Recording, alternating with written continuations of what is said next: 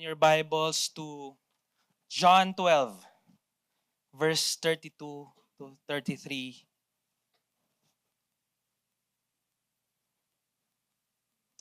This is Jesus' words. And I, when I am lifted up from the earth, will draw all people to myself. He said this to show by what kind of death he was going to die. Can we just take a moment of silence and just welcome the presence of God in this place?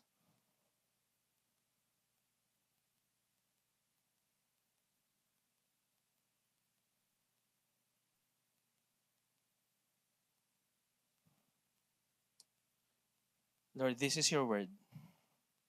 As we study it, I pray that it will change how we think about mission.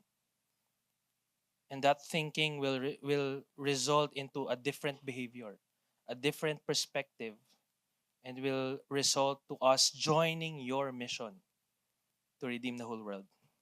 Thank you, Lord, in Jesus' mighty name. Everybody say, Amen, Amen. Can now take your seat. Before we dive into our word today, just want to formally welcome and introduce to you one of our newest teammates, si Kuya Joey, the one who went up here.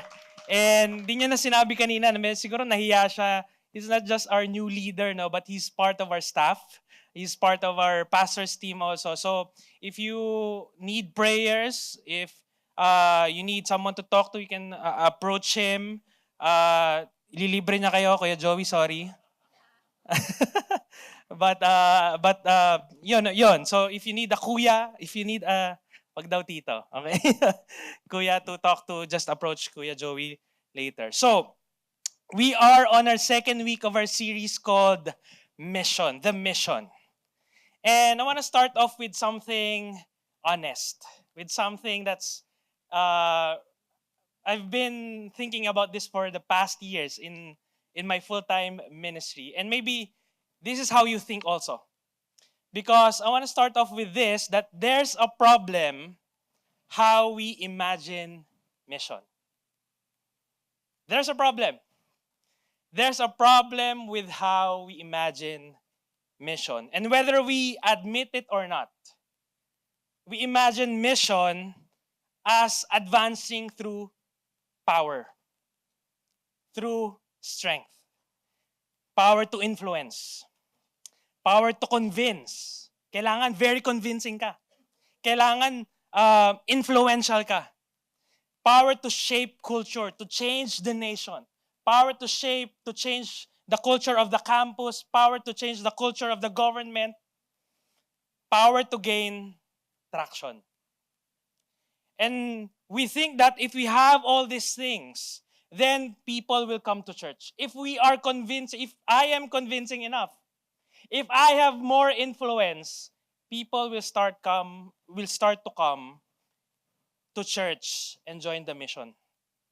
And that imagination of mission does not come from Jesus. It comes from the world. It comes from a worldly view, a worldly perspective about power, influence, and mission. When you think about it,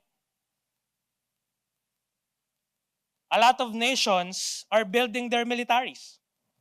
Why? Because of power. Because we think that power means force. Power means, pag you want to be a powerful nation or country, you need to have strength.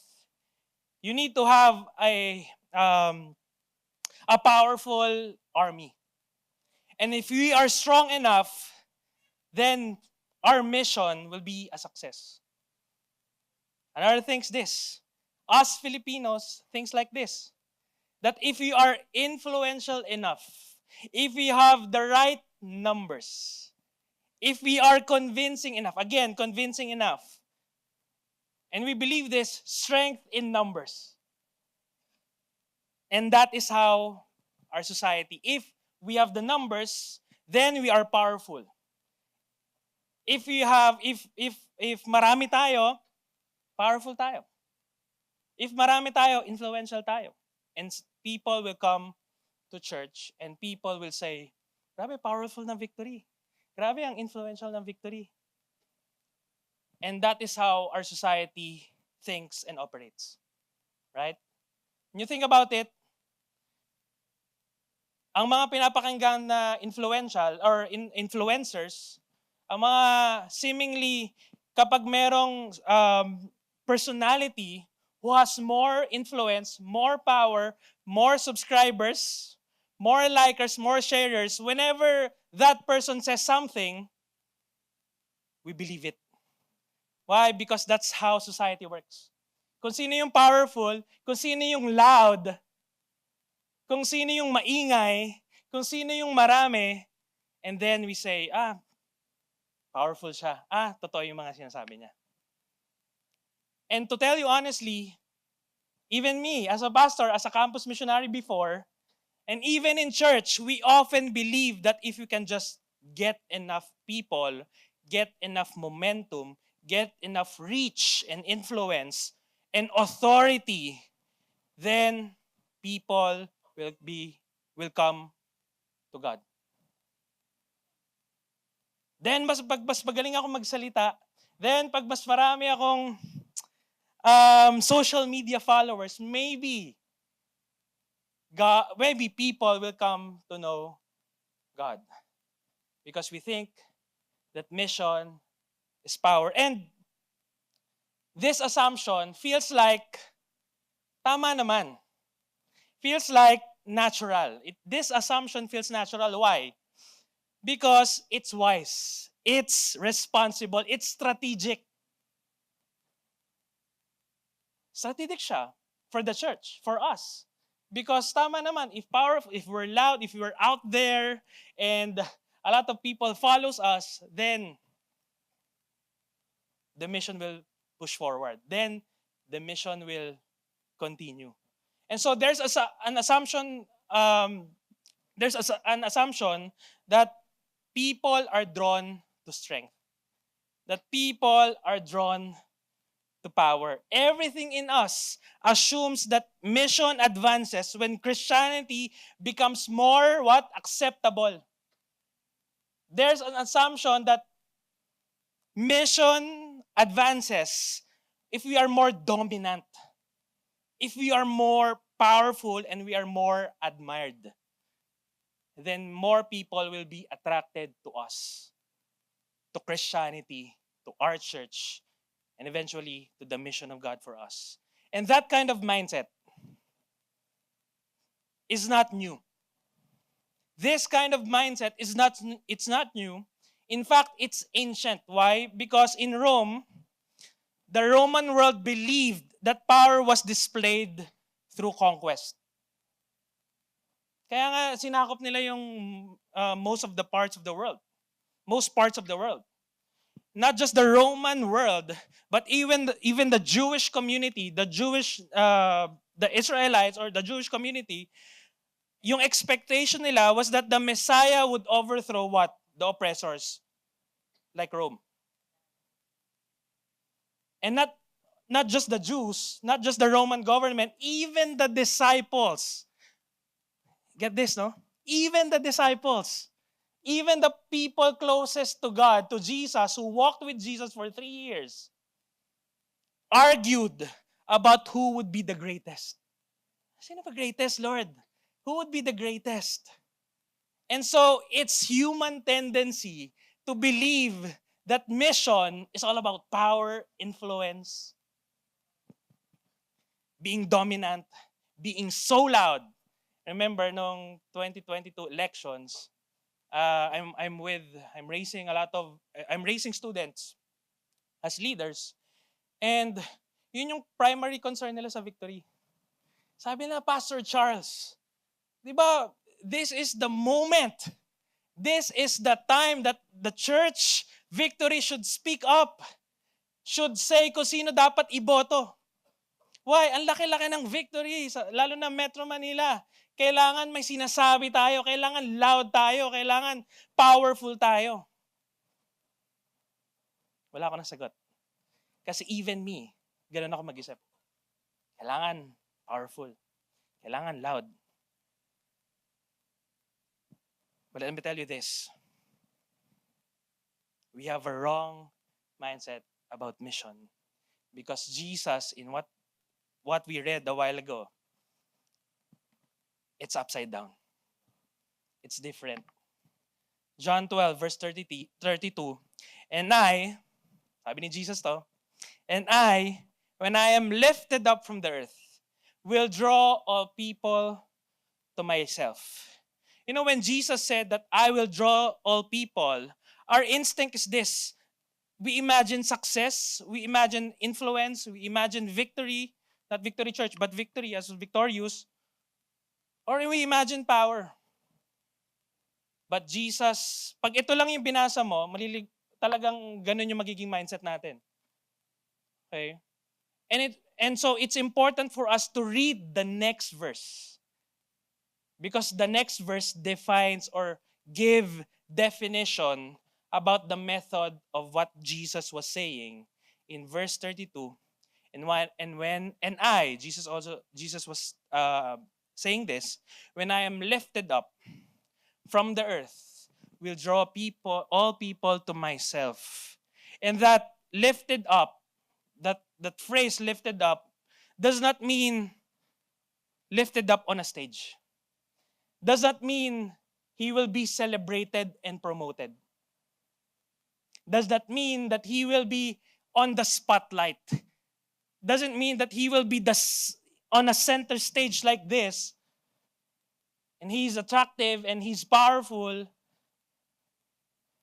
But that lifted up phrase is different because verse 30, this particular verse, lifted up means to be crucified. He was saying, I'm not going to be on the spotlight. I'm not going to be loud, powerful, and things like that. But I'm going to be crucified on a wooden cross. And that's important. Why? In our culture today, the cross, it's like, part of our fashion. How many of you, may mga pendant ka na, or necklace ka na may cross? Di ba? Yung t-shirt, di ba? Cross, it looks cool. Wow, Christian apparel. Okay? May cross dyan, tapos may verse John 3:16, in the beginning, mali pa, di ba? So, ngayon, iba na yung tingin natin when we say, or when we look at the symbol cross. It's, wow, galing, ganda. It's a symbol of, forgiveness. But, in the first century listeners, when you say cross or crucifixion, it was not a religious symbol. It was an execution method reserved for the criminals, for the rebels, and for the slaves. The cross was not cool. The cross was something not to be proud of, because the cross, that wooden cross, is a symbol of humiliation, of shame. And it was meant to warn others. So pag may kinocrucify, it was meant to warn others that when you are crucified here, this is what happens to those people who are powerless. And so the cross doesn't show power, but the people who are crucified shows that they are powerless.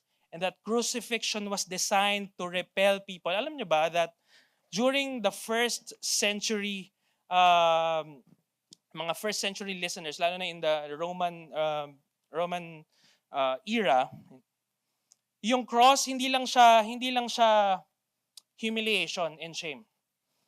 Okay? In Tagalog siguro, it's sobrang nakakadiri. Okay? Sobrang, you won't even look at it. You won't even say it. Sobrang nakakadiri talaga. In fact, merong article, merong isang scholar, pangalan niya, si Cicero.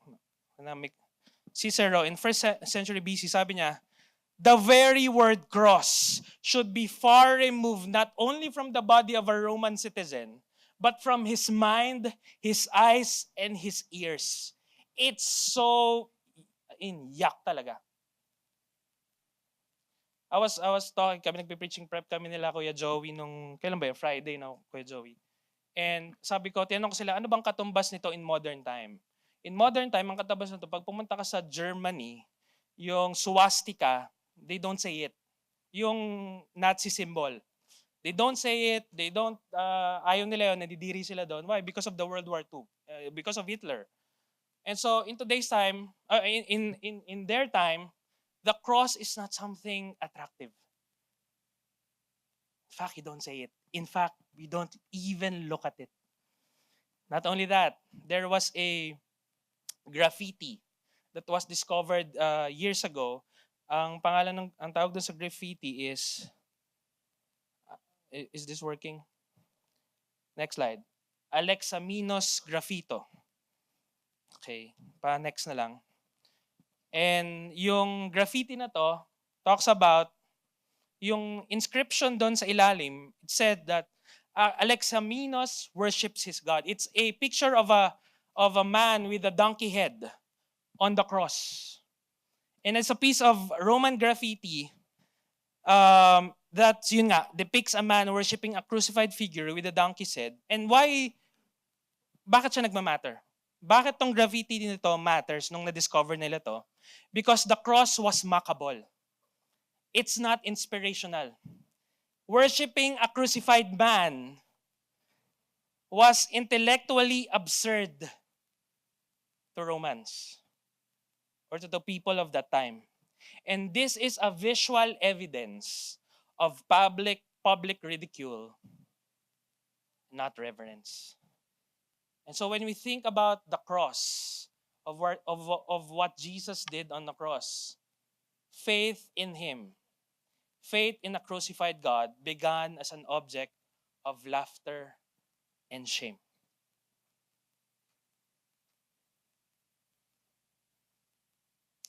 If you want to save the world, if you want to redeem the world, you will not start with the cross. You will not start with a wooden cross. You will not start with shame. You will not start with something that can be mocked. And so the very thing that the world sees as shameful will become the center of God's mission. And this creates a problem. This creates a problem because if mission works through power, through influence, through being loud, through being influential, then the cross doesn't make sense. Why the cross? If mission works through convincing and persuasion, the cross looks like failure. No one will be convinced. If mission works through dominance and force and coercion, the cross looks weak. You're weak. But God is not embarrassed by the cross. He's not. In fact, He is redefining power through it. He's not embarrassed. Hindi dahil wala lang siyang choice. Wala akong choice. Diyan na lang through the cross na lang. No. He was being deliberate. He's not embarrassed by the cross, but he is defining how we imagine mission, how we perceive power through the cross. And then he said this, "And when I am lifted up from the earth, I will draw all people to myself." He did not say, "I will force." He did not say, "I will convince, I will compel people." He did not say, I will overpower people." He was saying, "I will draw them." When you look at this phrase, the real meaning of this is something that hindi siya attraction, hindi siya hihilain mo, but it's something that's a relational term. Drawing assumes, or yung meaning ng will draw is that he's saying this because he wants people to desire him, and not just desire, but he's It's an invitation to people to get close to Him. And so, drawing or will draw assumes desire, invitation, and love. It's not coercion.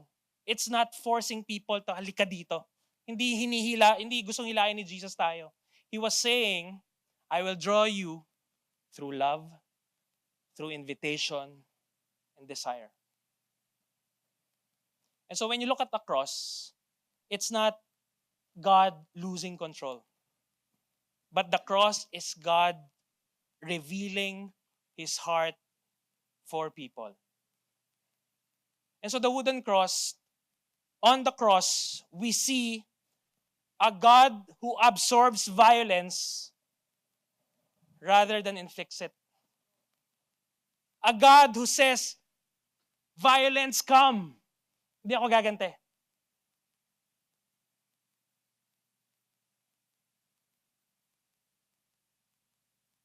Sobrang counterculture, di ba? Sobrang upside down. Why? Because when someone does violence to us, we inflict the same violence. Maybe not to the same person, but to other person or to another way. By another way. God is saying, the cross says, God who absorbs violence rather than inflicts it. A God who gives Himself rather than demands allegiance. Anong politics natin? I demand allegiance. Kanino ka ba? White, red, green, yellow.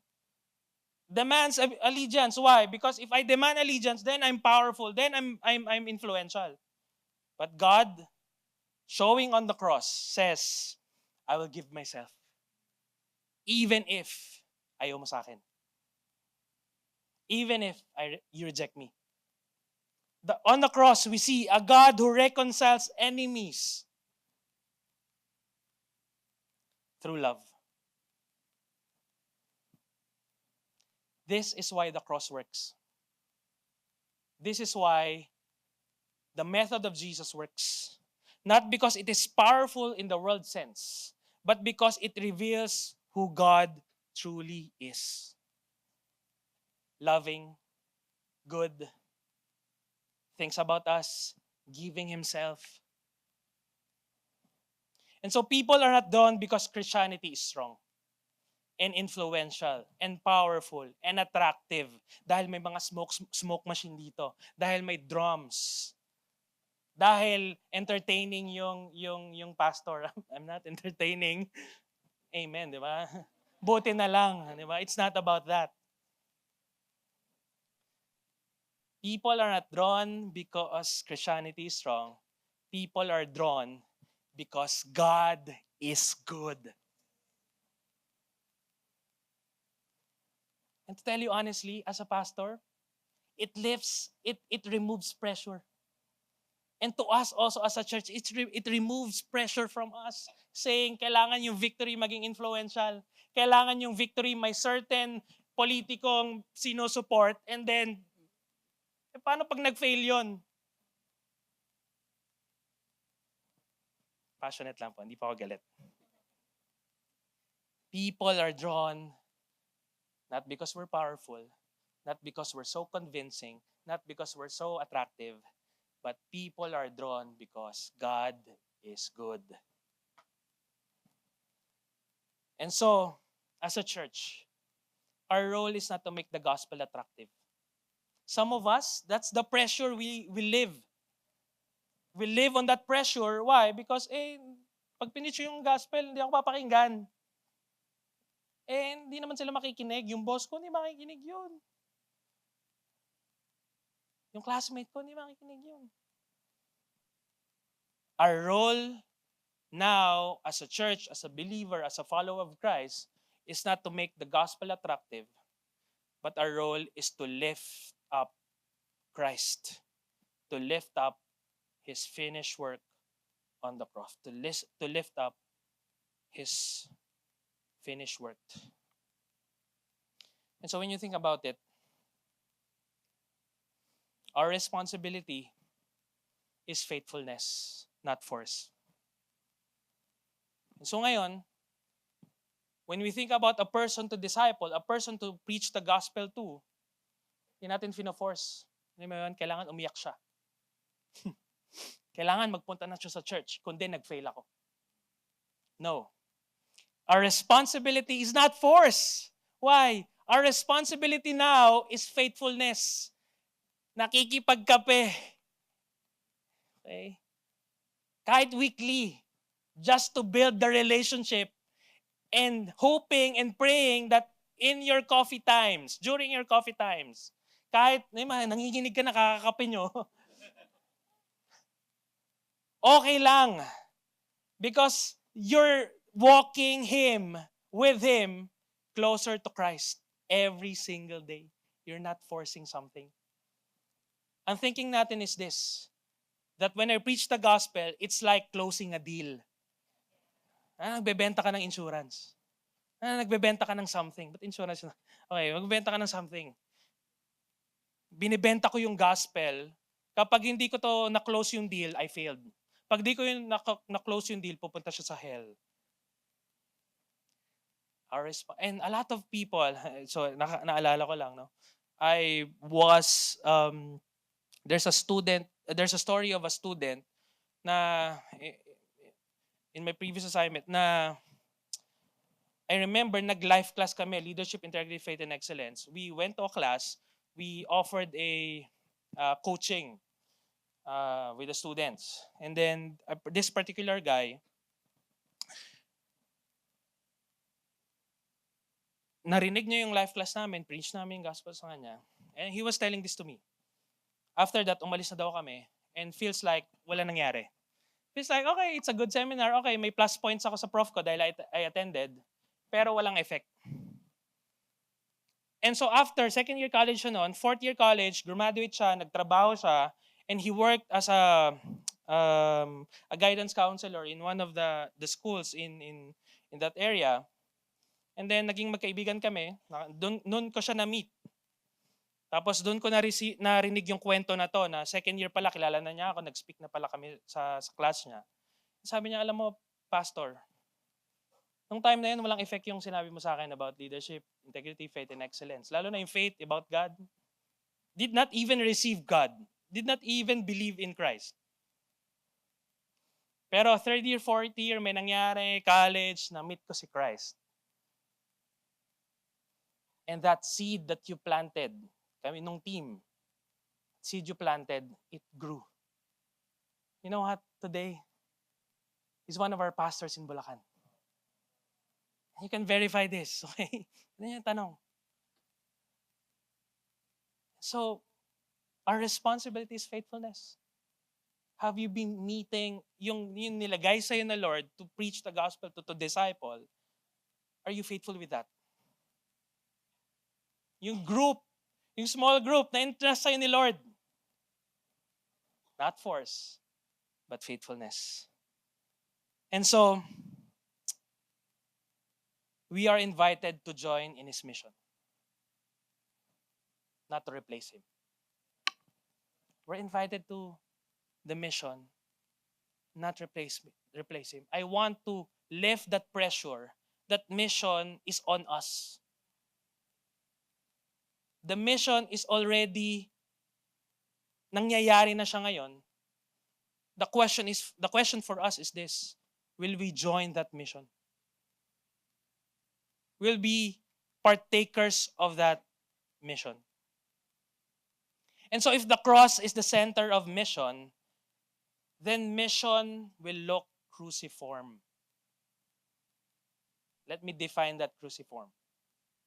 Kasi nung una ko din siya nakita, ano yun? Nung una ko siya narinig, ano yun? If the cross is the center of mission, not power, not attraction, not influence, if the cross is the center of mission, then mission will look cruciform. And it will look humility in a proud world. It will look patience in an instant culture. It will look sacrificial love in a transactional society. Self-giving. We do not win We do not win people over overpowering arguments. Hindi natin tinatry mag-convince and mag-win ng mga tao through overpowering arguments, through our intellect about the Bible, about apologetics. No. But we're winning them by love. We bear witness through faithful presence. We bear witness to the gospel of Christ through faithful presence, being friends. And this is, nung I was studying this, doon ko mas lalong nag-get si Pastor Dennis. That it's not through events. It's not through, yung feeling natin, kailangan muna may evangelistic concert. Kailangan muna may powerful conference so that people can be drawn to the Lord and so that people can be drawn to the gospel. And kailangan muna may Christian mayor muna or may Christian president muna and then people will come to the Lord. Why? It happened already. Not in the Philippines, but in, I think, Europe. Or, di ba, there was a time that inannounced sa Rome that Christianity is the official religion. Yeah. And so, it's different. The way we do things is different. Faithful presence, friendship, spiritual conversations. And a lot of us should shift now from waiting an event to make disciples. Waiting an engaging event na mag-i-invite tayo ng speaker, Joey Agustin, Joey, or Randall Chongson, or Dennis C., and then I can make disciples. No. You don't have to wait for that. What we can do is this, faithful presence. And I said this to the singles yesterday, that gusto namin i-reach out yung marketplace. Gusto namin i-preach yung gospel. Well, this is Makati, very corporate, marketplace. Okay? And a lot of thinking is this. I'm the Christian leader inside my company. I will invite a pastor, I will invite a Christian leader to speak, and then mag-groups. Nothing wrong with that. But the thinking should be like this. I'm the Christian leader, or I'm a Christian inside my company. I'll be the one to preach the gospel. I don't need to wait for a pastor. I don't need to wait for a missionary. I don't need to wait for a Christian influencer to be in my company because I'm already there.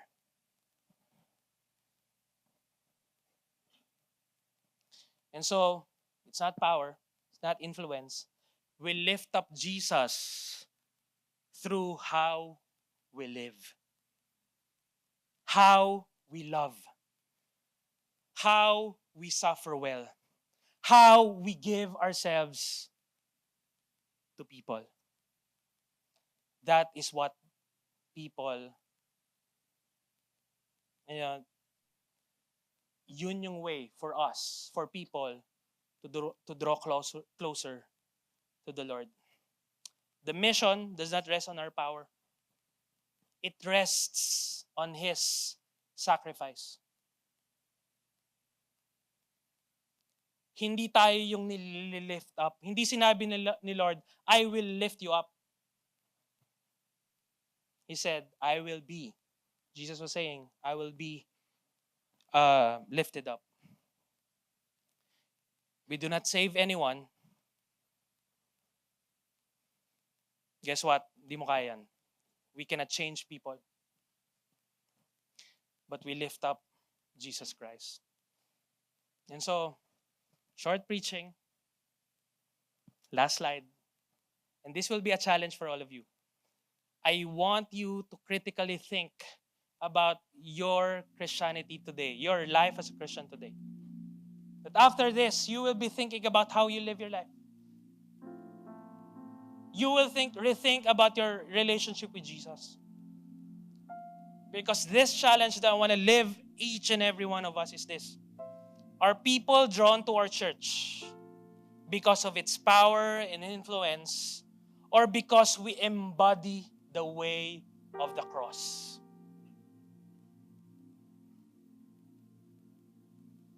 Are people drawn to you because you're powerful, you're seemingly successful, you're influential, ang galing mo mag-convince? Or is it because you embody the way of the cross in your office, in your school, wherever you are? Embody means that's who you are.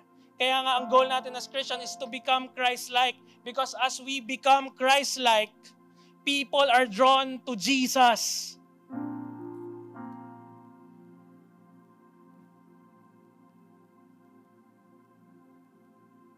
Honestly, and I was studying this. I was so happy, Lord. Buti na lang, it's not on me. Kundi failed na to, Lord. Buti na lang, my goal is to be more Christ-like. To reflect, to embody the cross. And that's my question for myself this year. Am I embodying the way of the cross? Am I loving? Am I giving myself to people? Am I sacrificing? Am I generous? Or pag may violence na ginawa sa akin, may maling ginawa sa akin, gaganti ako. Or kapag kinancel ako, ika-cancel ko din. Are we embodying the cross, the way of the cross? Are we becoming Christ-like? That's the point of our whole prayer and fasting. Not to tell the world na, guys, we're prayer and fasting, We're not. That's not the goal. The goal is, Lord, this year, I'm gonna consecrate myself for 5 days so that I will be more like you. So that I will embody the way of the cross. Not coercion, not power, not influence, not force, but patience. But committing to a relationship kahit na ayoko na. But loving. Are people drawn to our church because of its power? Or are we embodying the cross, the way of the cross? Let's all stand as we close this.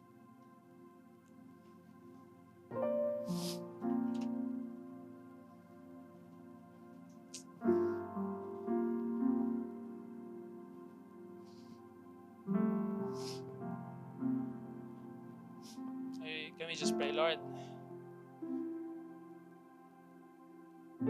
Take away the pressure in us to be someone first before we preach the gospel. Before we go on mission. Before we take part in your mission. Most of us, maybe that's our thinking. Kailangan maging successful naman muna ako para pag nag-preach ako ng gospel, it's more convincing. Kailangan, Lord, wala na akong problema or wala na akong issue sa buhay para pag nag-preach ako ng gospel, they will believe me. But Lord, I'm wrong. We're wrong. Lord, I pray that we embody your way. I pray that our lives, we don't lift our own selves, we lift you, Lord. And Lord, thank you that you chose that way. You chose the way of shame, of something that is dirty, something that is shameful, something that is ugly, to tell to us that you love us so much. So Lord, my challenge for me and for this whole church, for this service, the people of this service, that we will be more like you. We will reflect your obedience. We will reflect your sacrifice. We will embody your way. Not our way, not any other way. Your way, Lord. Thank you, Lord. In Jesus' name. Amen. Pastor M, you wanna say something?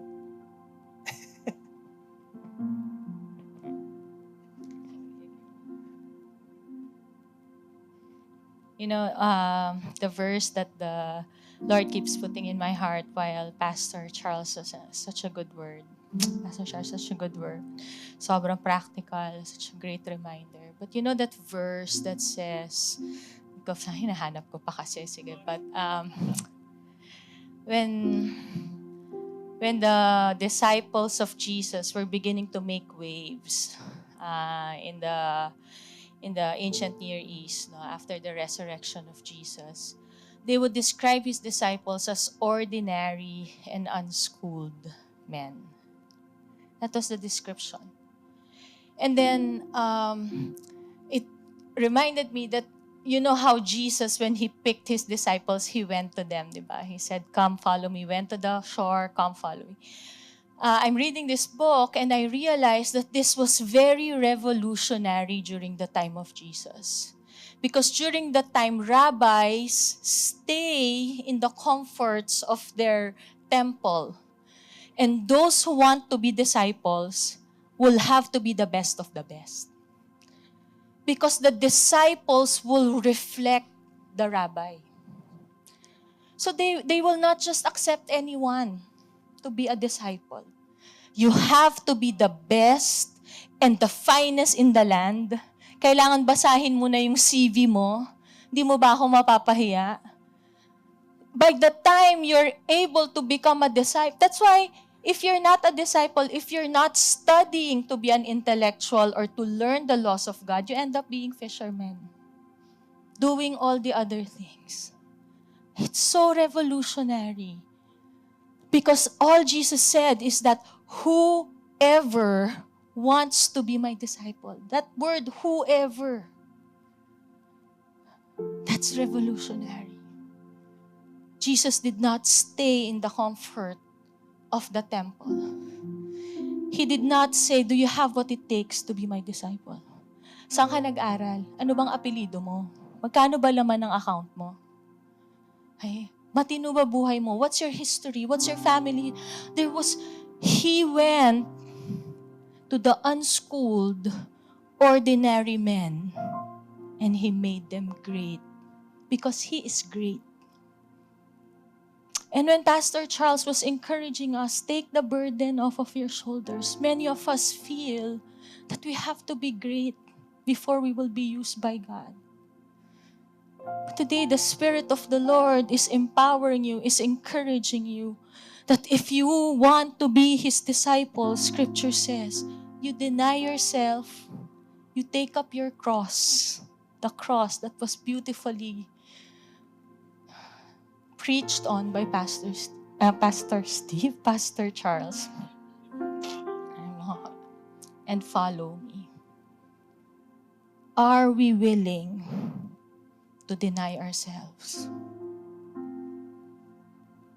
Are we willing, like what the Pastor Charles was saying, to give ourselves to people, to give our time to people, to give our resources to people, to stop from the busyness of our job, to minister to someone who may be lost a parent or is sick or is struggling?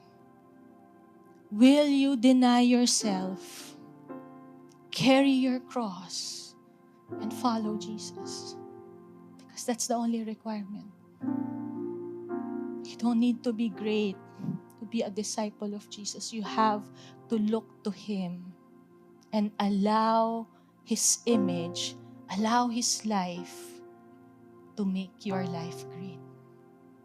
And it's not the definition of the world. It's carrying your cross. It's pouring out your life the same way Jesus did. Perfect example si Jesus. He poured out His life for our sake. What did Jesus do? He denied Himself. He carried the cross. And He followed the Father. And if we are to be disciples, we are to be like Him. And I want to just, pray and just minister. If that's you today and you're saying, you know what? I've been a Christian all my life, but I've been a crowd. I've been sitting in church, consuming, Sunday is my spiritual day, and the rest of my days, the rest of my week, it's all about me, my career, my family, the life that I want to live. If that's you today and you're saying, I want to be a disciple. I want to be a disciple of Jesus. I want to know Him more. I want to grow with Him. I want to look to Him. I want to reflect His image. I want to know of His life. I want to spend time with Him so that I may be like Him. I just don't want to be a consumer.